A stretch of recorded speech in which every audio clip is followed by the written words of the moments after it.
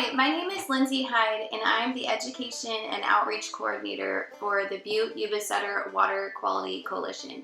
So in today's video, I'm going to do a brief overview of what the coalition is, and we'll talk about some success stories that have come from the coalition and the hard work from our local growers. The coalitions are set into place to enforce the Irrigated Lands Regulatory Program. The ILRP regulates the discharge from irrigated agriculture lands for surface and groundwater. This program is created and mandated at the state level by the State Water Resources Control Board. Underneath the State Water Board, we have the different regions, and we fall underneath the Sacramento Valley region. Underneath the regional water boards, we have the individual sub-watershed groups, and that is what our Butte Yuba-Sutter Water Quality Coalition is. If an individual grower decided to do their reporting requirements and pay their fees directly to the state, they would not receive any assistance with their reporting, and their fee per acre is about $1,000 an acre, as to where our local sub-watershed is about $2.50 an acre currently. So the coalition was designed to be a simple, less expensive way to comply with the ILRP. So we're here to answer questions and provide assistance with the ILRP requirements.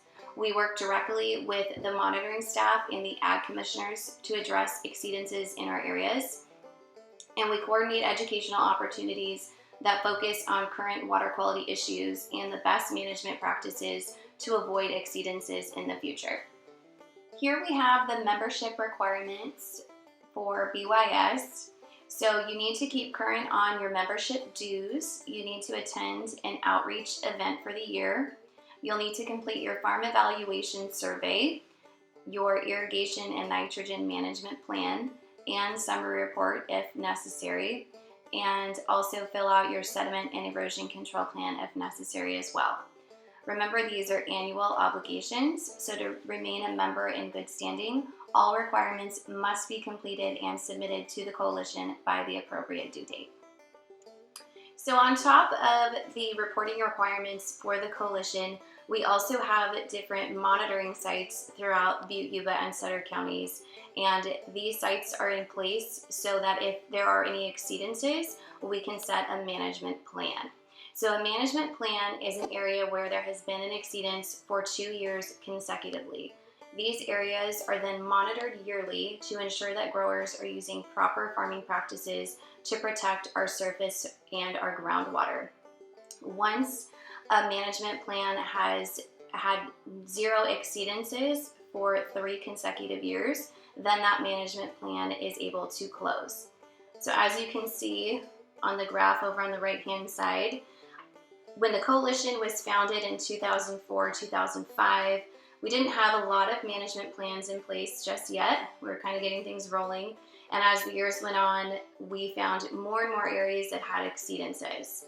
And then if you look further to the right side of the chart, it looks like in 2016 to current, we've actually been completing the majority of our management plans.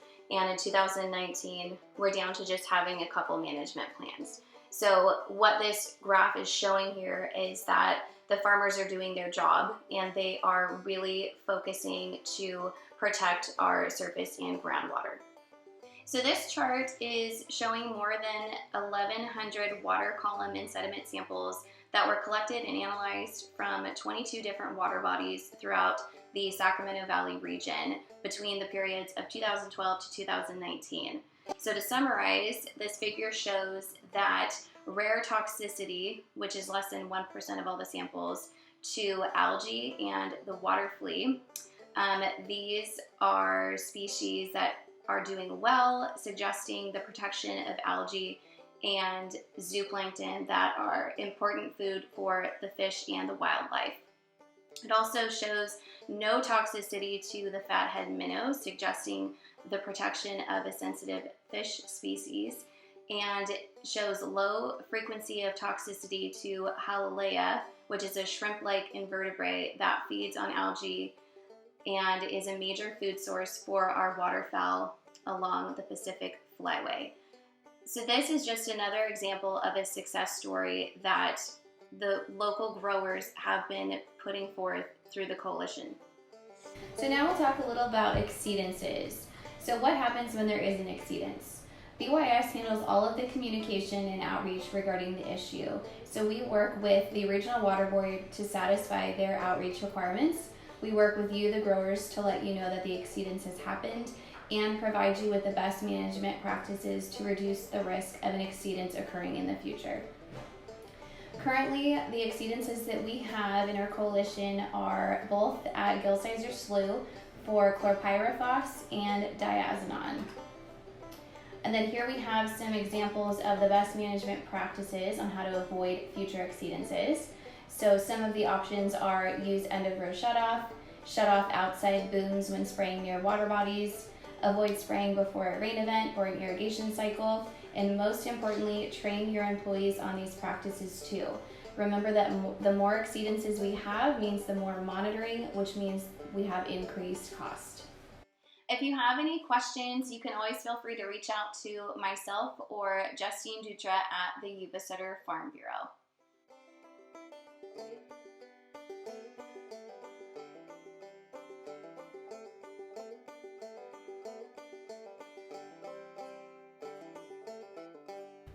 The Gilsizer Slough drainage has two active management plans, one for Diazinon and one for chlorpyrifos. The Diazinon management plan was triggered in January of 2020 as the second exceedance in a 3-year period. The management plan for Diazinon and Gilsizer Slough was submitted to the Central Valley Water Board in June of 2020 and has not yet received approval. Implementation of the management plan will require BYS staff to send out focus outreach surveys for Diazinon, just like those sent to track the management practices of those applying chlorpyrifos in the drainage in recent years. The chlorpyrifos management plan was triggered back in January of 2015 and has been the target of outreach and education activities to remind growers and applicators to implement pesticide application and cultural practices that avoid or reduce the movement of chlorpyrifos from its site of application. The chlorpyrifos management plan is estimated to be completed in the fall of 2021. Coalition monitoring in Gilsizer Slough during the 2020 monitoring year, the period that extends from October 1st, 2019 to September 30th, 2020, only observed one exceedance of a water quality objective, that being for Diazinon. The January exceedance was less than 3 years since the last exceedance, which was observed in January of 2018, so a management plan has been triggered. No exceedances for chlorpyrifos have been observed during the 2020 monitoring year. This time series plot of Diazinon measurements in Gilsizer Slough shows past exceedances that triggered a management plan in 2007. Additional exceedances occurred over the next few years, and the management plan wasn't deemed completed until July of 2016. Remember that once a management plan is triggered, there must be 3 years of monitoring without any exceedances and documentation that management practices were implemented in the drainage before the management plan can be deemed completed by the Central Valley Water Board. Diazinon and chlorpyrifos are similar in that they both have chronic and acute water quality objectives. The chronic objective is associated with an organism having a 4-day exposure to the pesticide, whereas the acute objective is associated with a 1-hour exposure to the pesticide. The second to last exceedance in January of 2018 exceeded the chronic objective, but just missed exceeding the acute objective. The exceedance in January 2020 was quite high and exceeded both objectives. This time series plot of chlorpyrifos measurements at Gilsizer Slough shows the long history of exceedances observed for this pesticide. Fortunately, there has not been an exceedance since August of 2018, and based on the recent focused outreach survey results, only 5 growers reporting applying the pesticide in the Gilsizer Slough drainage area. This reduction in the number of growers using chlorpyrifos is likely due to the pesticide state restricted material status and the fact that it will no longer be able to be legally applied after December 31st of 2020. In the past, growers and applicators in the Gilsizer Slough drainage did a great job applying the Diazinon without contributing to any exceedances from March 2011 through August of 2017. Be vigilant in maintaining proper pesticide application and cultural practices that are known to avoid or reduce movement of pesticides off your property, and be sure to fill out the focus outreach survey that the BYS staff will be sending to you. With respect to the chlorpyrifos management plan, we are in the home stretch. Be very careful when applying any remaining chlorpyrifos that you may have in your possession. Chlorpyrifos can no longer be legally applied after December 31st of 2020. Again, be sure to fill out the focus outreach survey that the BYS staff will be sending you.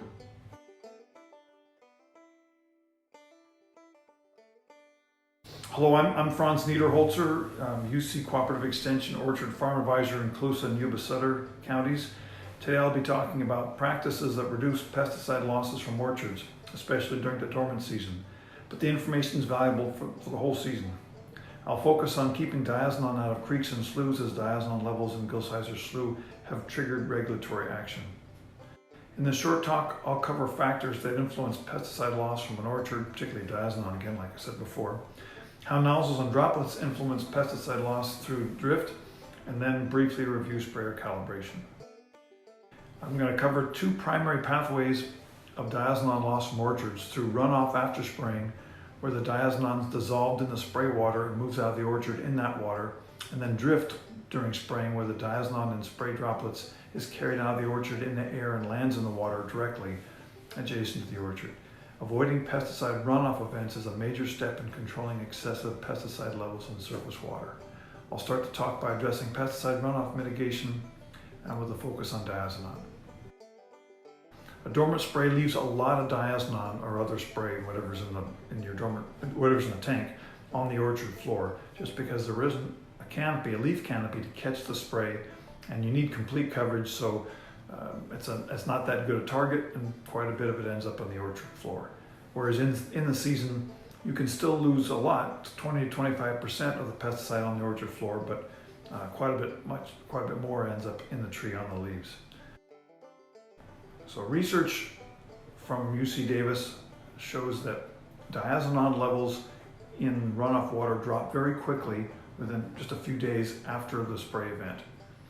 So and in this slide you see the horizontal lines represent 50 and 80 parts per billion thresholds for regulatory action from several years ago. That's the target you're trying to stay under when spraying Diazinon in the dormant spray. It's not very much Diazinon, 50 to 80 parts per billion. A single part per billion of aspirin is when you dissolve one aspirin pill in an Olympic-sized pool. But these levels can affect life in rivers and streams, so need to stay under those levels. So from this graph, you see that if you can have 7 days between the time you spray and a runoff event, that keeps your runoff Diazinon levels under those thresholds. If it's a miserable wet January, you might want to consider changing spray materials or moving your timing closer to bloom, because it's pretty hard to find 7 days between a spray application and a runoff event. Changing when you spray and what you spray is a difference in your program, and that can be a little unsettling, but a lot of work's been done to prove that alternatives to dormant spray Diazinon control the pests that spray targets. A dormant spray in peaches targets peach twig borer, leaf curl, and scale. Your effective alternative programs for dormant pests in a wet winter: for curl, the peach leaf curl, you can put Zyram or copper on early. That's late November, early December. And Zyram at bud break is also effective Zyram at bud break is good for wet, rainy winters. Dipel or other BT material in your bloom spray will control peach twig borer. Also Intrepid at delayed dormant will control the peach twig borer. And finally, for scale, check dormant spurs to see if scale control is needed. Only about 20% of orchards, in my experience, in any one given year actually need scale control. And if you do need that scale control, an alternative to Diazinon is an insect growth regulator like Centaur or C's, and the delayed dormant is really effective for controlling scale. The bottom line, Diazinon before rain on wet saturated ground risks pesticide runoff, stream contamination, and regulatory action. So spray as soon as dormant spraying season starts. Hopefully that's ahead of rain. Check with your PCA. When the storm window opens, shut down and change your plans. Either wait till sometime other than dormant, or wait till the rain forecast is gone. And consider gear up and throttle down spraying in the dormant. There's more on this practice later on in this talk and from other sources. So we've talked about runoff, managing runoff from orchards, but managing spray drift is also important, and it's a balance between controlling pests on the farm with as well as with off-farm pesticide losses. Spray drift happens when light drops are carried from the orchard on wind and or with the fan air from the sprayer. The two keys to reducing drift are using medium to large droplets, avoiding small stuff, and limiting air movement away from the orchard that's either in wind or sprayer fan. Small droplets stay airborne and travel a long distance in a slight breeze. Just some examples of droplet size and distance that they travel in a 3-mile-an-hour wind, which is not much wind, when they drop 10 feet. As you can see, the really small stuff, fine droplets are 100 microns or less. They'll go at least 50 feet in a 3-mile-an-hour wind to drop 10 feet. If they're released from, say, 20 feet, it's going to take them about at the same rate, about 100 feet to drop out of the air, and that can be quite a distance from the edge of an orchard when that's generated on the edge of an orchard. The heavier droplets, the 200 to 500 microns, don't travel very far, as you can see from that right-hand column. So use larger nozzles to produce larger droplets and reduce drift. D6, D7s, and D8 nozzles produce larger drops than D3, 4s, and 5s. When you use a 4-hole spinner plate or core, that produces larger droplets than a 2-hole spinner plate with the same nozzle on the end. Spray is going to move where the sprayer's fan output goes, so use just enough air to get the job done, but not something that's going to push spray beyond the target like you see in this extreme picture here. To save money and reduce drift, use less air when you're spraying in the dormant versus in-season spraying. A low gear on the sprayer fan reduces air movement. Less tractor RPMs and PTO or spray engine RPMs. And faster ground speed helps reduce air moving laterally out into the orchard. For basic spray calibration, just a quick review. The gallons per acre is the gallons per minute, or your spray rate, over acres per minute, which is the land rate. So to determine your spray rate, the gallons per minute that the sprayer is putting out, fill your sprayer all the way full, run it at your standard operating pressures and RPMs, clock, measure that output for a minute or two, and then determine you filled the water back in with the buckets or with a flow meter, how many gallons per minute were put out by the sprayer in that way. And then for acres per minute, measure your ground speed in the orchard with the tractor half full, the sprayer half full of water, clean water. Measure the ground speed and in feet per minute. Multiply that by the width of from trunk to trunk in the row. That'll give you acres per minute that your sprayer is traveling. And dividing the two gives you gallons per acre. That's a really quick overview, but that's for simple basic calibration. You want to make sure you're putting out the right concentration of pesticide to get the job done. So general viewpoints: don't spray within a week of rain. When you do dormant spray, keep pesticide in the orchard using big spray drops, fast ground speed, and be particularly careful on the edges where the sprayer fan can blow stuff out of the orchard.